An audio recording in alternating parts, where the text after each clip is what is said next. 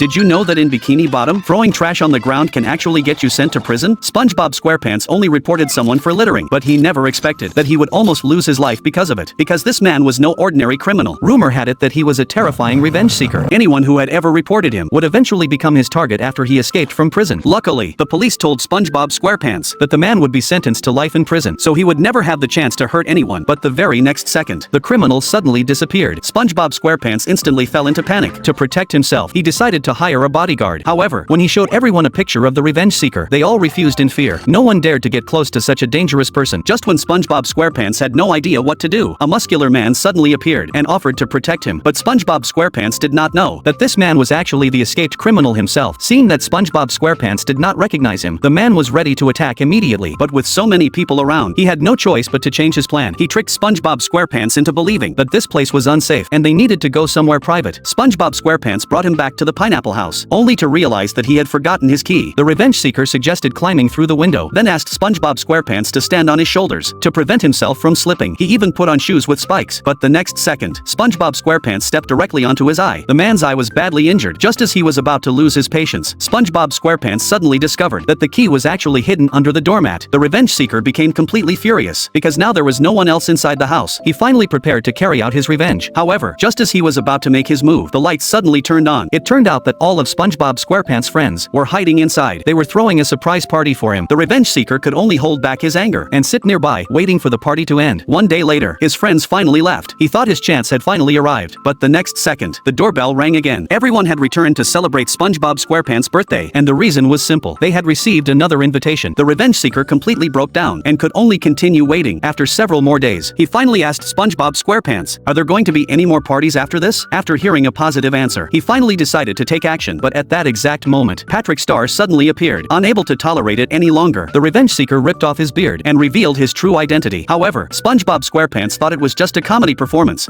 I bought it at the party store! Did someone say party? After hearing that, the revenge seeker completely lost hope because his carefully planned revenge mission had somehow turned into a party that would never seem to end.